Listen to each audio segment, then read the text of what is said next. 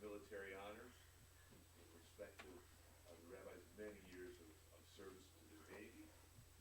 I'm going to ask those that can or are able, if you'll please rise for taps.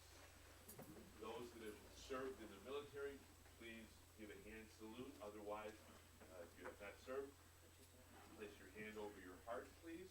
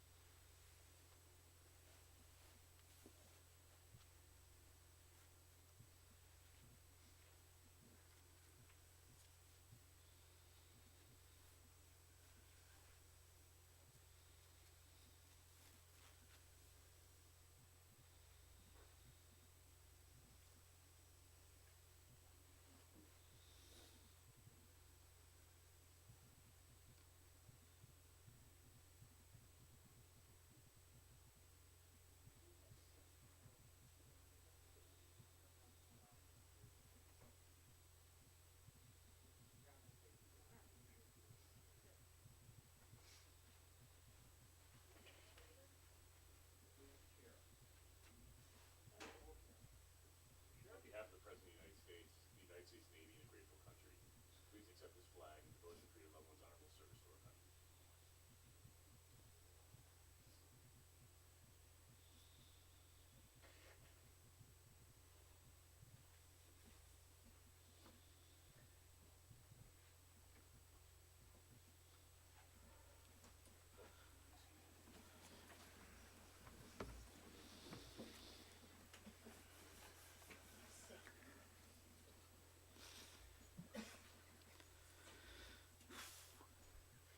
מזמור לדוד. אדוני מי יגור באוהלך מי ישכון בהר קודשך, הולך תמים ופועל צדק, ודובר אמת בלבבו. Who deserves to enter God's sanctuary? Who merits a place in the presence of God for eternity?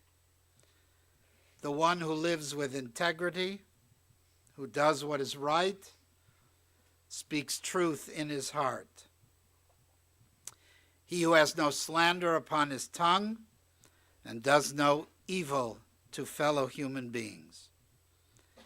He who honors those who revere God. He whose promise is a sacred trust not to be violated. Make these deeds your own, says the psalmist, and then you shall stand firm forever. L'chol zman ve'et l'chol chefetz tachat hashamayim. A season is set for everything, a time for each experience under heaven. A time for planting, a time for reaping, a time for discarding, and a time for keeping. A time for laughing, and a time for weeping. A time for dancing, a time for crying, a time to be born, and a time for dying. A time for speaking and a time for silence. A time for losing and a time for seeking. A season is set for everything, a time for every experience under heaven.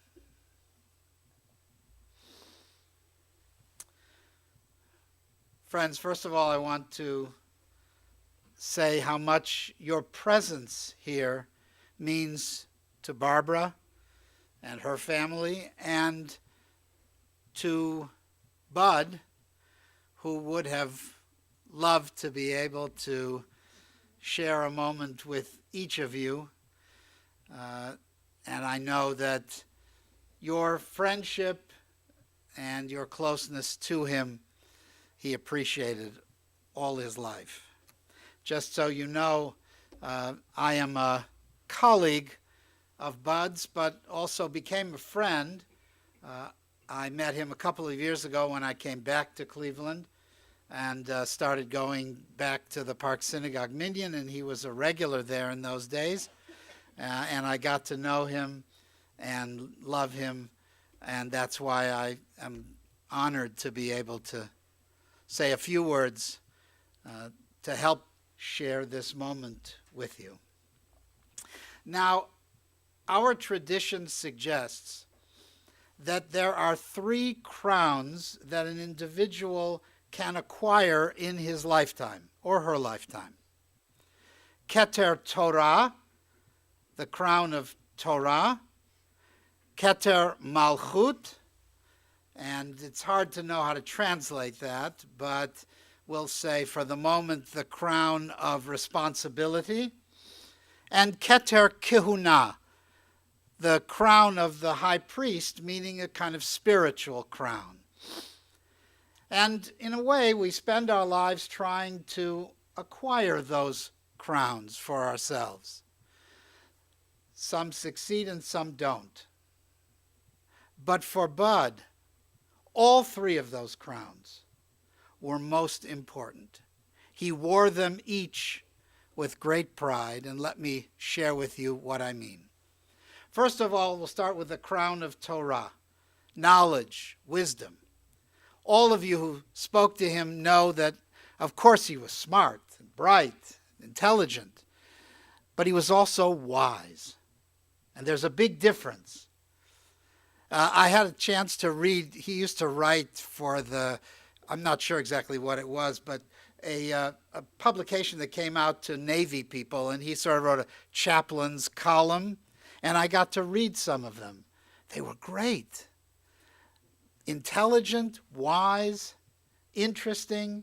He wrote extremely well. I mean, I didn't know this until I read them. He wrote extremely well and obviously expressed himself very well. And the interesting thing, and let's be honest, most of you who knew him, when he talked, it was slow, and he thought very carefully about what he was going to say. When he wrote, it flowed magnificently, and it was beautiful. And I got to read some of them, and I'm sure you can't get a hold of them, but if you could, you would be inspired by what he said.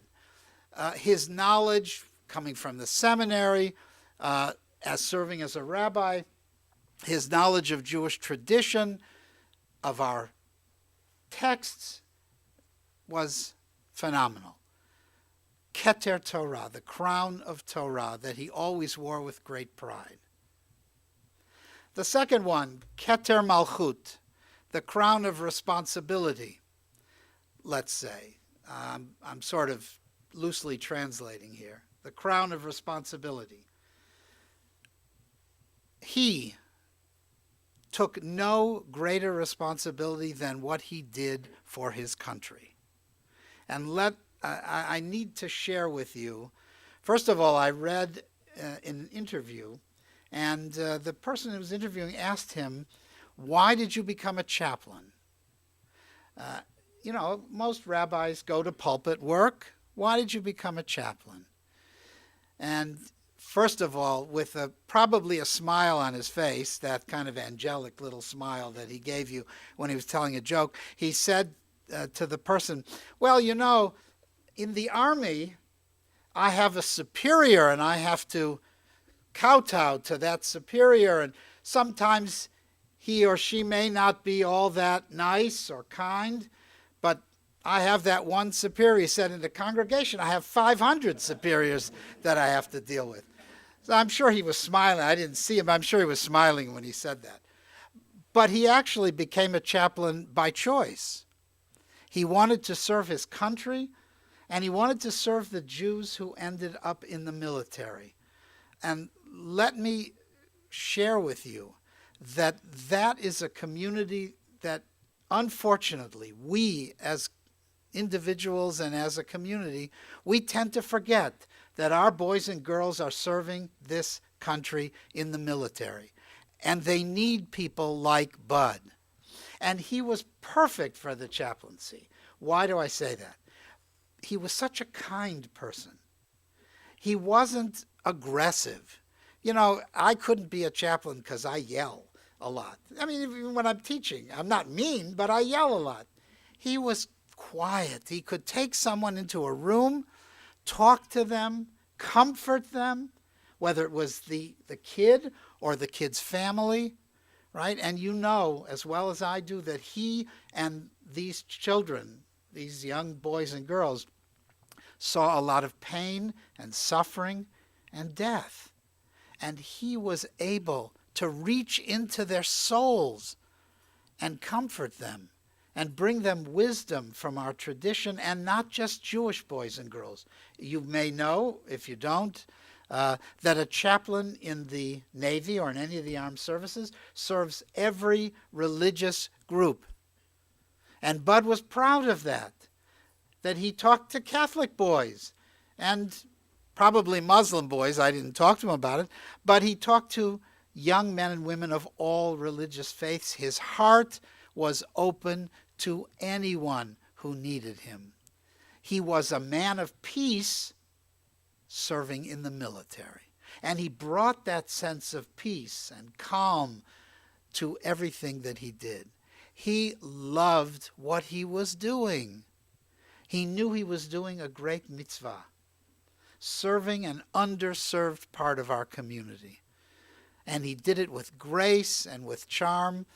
And he told me when I questioned him, the kids, you saw them for a little while, but they pass through. You don't follow up as you do in a congregation. He said, but some of them would write letters to him afterwards. And he would receive the note and he would read it with great love because he knew he had helped that young man at a very important time in his life when there weren't a lot of people around. Parents weren't around, friends weren't around, and many times the friends these kids saw, unfortunately, didn't survive.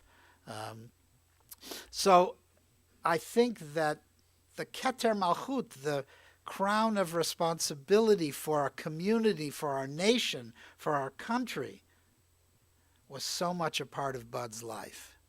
He wore that crown also with great pride. The third crown was Keter Kehuna, the spiritual crown.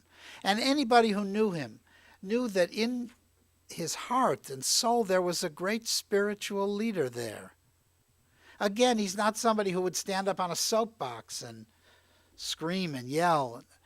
But deep within his soul there was a spirituality and a faith in people and in God that I think all of us resonated to as we got to know him and care about him.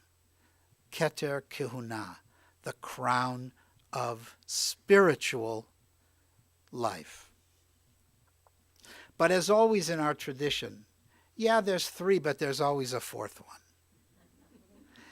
And the fourth one was the most important. And that was the Keter Shem Tov, the crown of a good name. And if you can walk this earth and leave this earth with a good name, where people will say, Bud Frankel, there was a mensch, there was a good guy, there was somebody who was a friend, somebody that I cared about and who cared about me. If you can do that in life, it seems to me that's the most important crown to wear. We learn and we do responsibility and all that stuff, and that's all good. But Bud had a good name. He had a reputation that was sterling, one that everyone appreciated, and anyone who got to know him became his friend and understood that this was a human being who really cared and made a difference in this world. Keter Shem Tov. He wore it with pride. Well, kings wear crowns, and in so many ways, Bud, in my view, was kind of a regal person, royalty, if you will, in the Jewish community, not because of arrogance or anything like that, but just because of the nature of the man, what he was like. I think all of you appreciated and got to know him as a kind and gentle soul with a wonderful sense of humor. He enjoyed, and he always seemed to have a smile on his face. There was always that.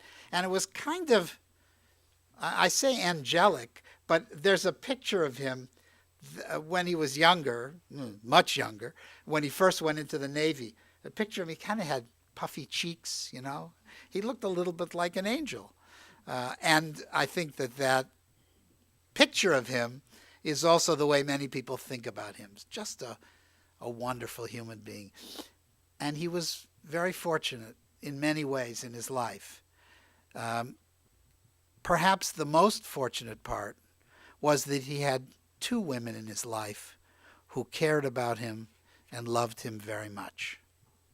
Carrie I did not get to know, unfortunately. I heard wonderful things about her, may she rest in peace, but I did not get to know her, but I heard she was a wonderful person, support. And by the way, being in the Navy is not so easy whether you're a chaplain or a career Navy person. The spouse is the one sometimes who has to kind of schlep around and do all that stuff. And I understand she was a great help to him and a wonderful wife. And I know that he was blessed to have her in his life. But he was also blessed, unbelievably blessed, to have Barbara in his life. She calls herself the FF, the forever fiancé.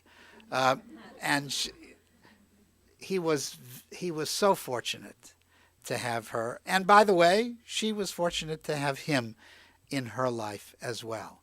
And of course, many of you are here and knew them as a couple because they did all these things together and they traveled together. They met in Budapest and on a trip that they shared together, believe it or not, among other things, to visit the camps in Europe. It's kind of a strange place to meet your beloved, but you know what? I sort of think there's an a nice little touch to that, you know. It's about life. It's not about death. It's about love and life. And, you know, Barbara did so much for Bud over the years, especially in the last few years when his health was not the best. She was there always by his side, always helping, always doing, right? She's the kind of person, I want to talk about her, but she's the kind of person, if you know, you need something done and she's got, you know, she's busy for 23 hours, she'll fit you in the 24th hour. But the fact is, she did so much for him. And they were such a cute couple together. Of course, he called her 20 times a day, but, you know, that is what it is. And Bud, you know, let's be honest. He's a wonderful man and all that. But as Alan pointed out, he couldn't boil water for a hot dog. I mean, that was him, you know.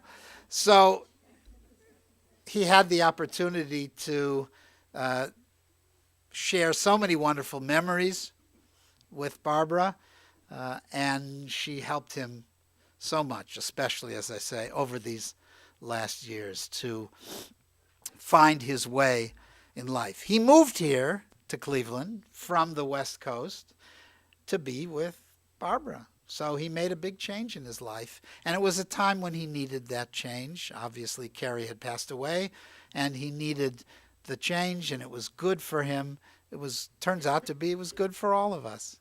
And we thank you, Barbara, for all you did for him and with him. And, by the way, Barbara's family became his family.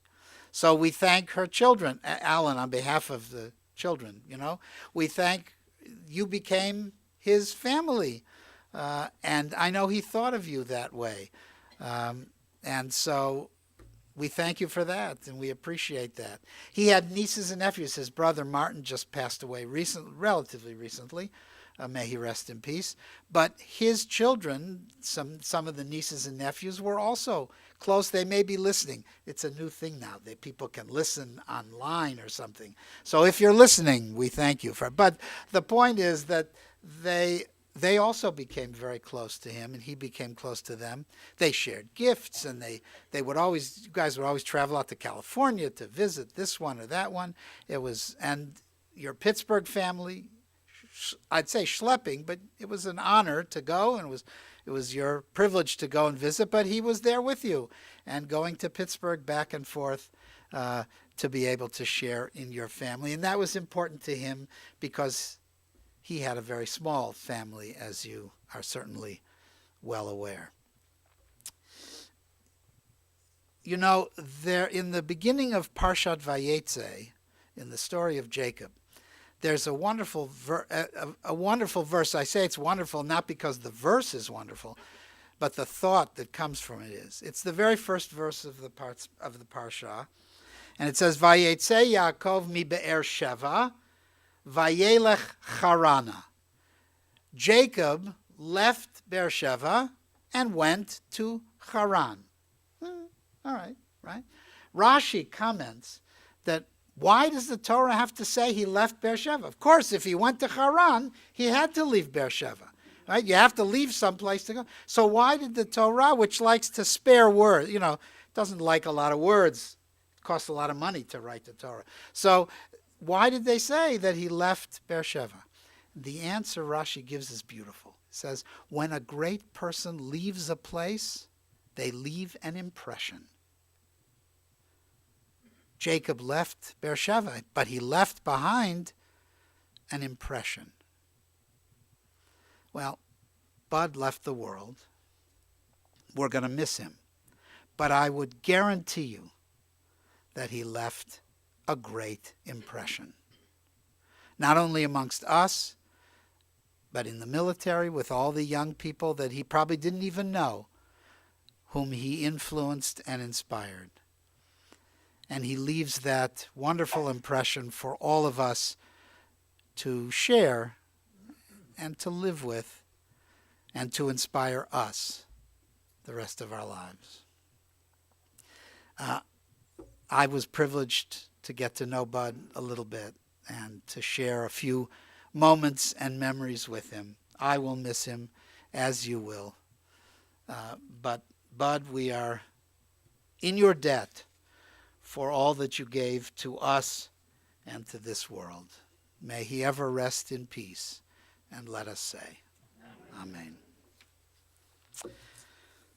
I'm going to call on one of Bud's wonderful friends, Gadi Galili. Gadi is the ritual director at Park Synagogue, and Bud came to the minyan regularly when he was healthy. Now you should also know that Gadi used to have a tradition. He has a big 72-inch tallis, right? So before he would put it on, he would drape it over Bud's head, right? He would drape it over his head and say the blessing and then pull it off. Now that, that was his shtick. But the reason I mention it is that Bud took it like, of course, he was a great sport, it's fun. Let's everybody have a good time. And so we remember it. But I asked Gadi if he would recite the El Mole. So please rise for that,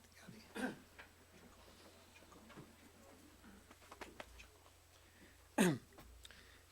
אל מלא רחמים, שוכן במרומים, המצא מנוחה נכונה, תחת כנפי השכינה, במעלות קדושים וטהורים, כזוהר רקיע, מזהירים את נשמת בנימין בן יעקב, שהלך לעולמו, בגן עדן תהיה מנוחתו, אנא בעל הרחמים, הסתירהו בסתר כנפיך לעולמים, ותצרור בצרור החיים את נשמתו.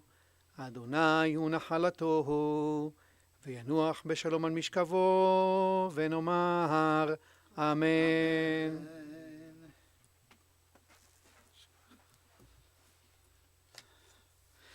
Almighty God, Master of the universe, creator of heaven, earth, and humankind, be gracious to all those who mourn.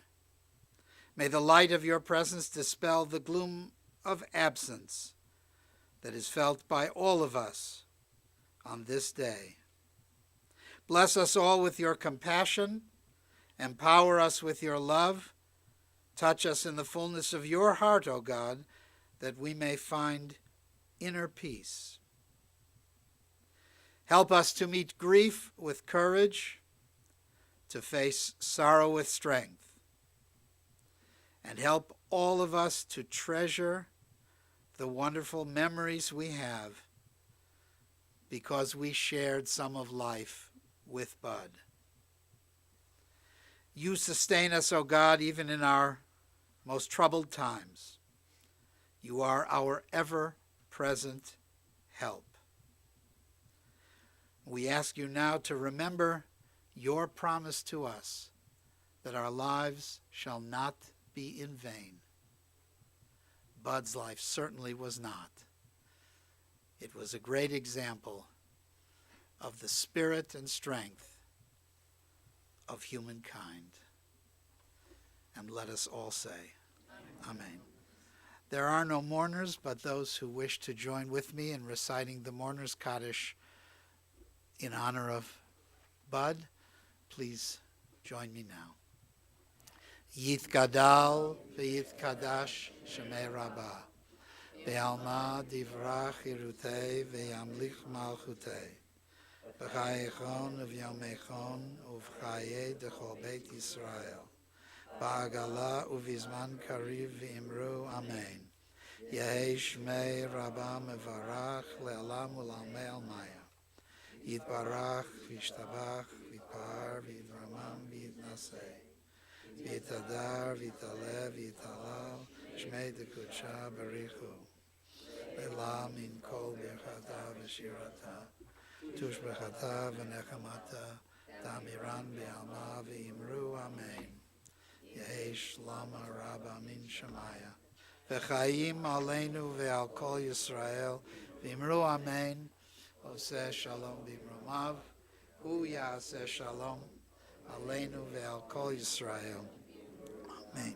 May the God who sends peace and comfort to all the world send peace and comfort to all of us who mourn on this day, and let us say, Amen.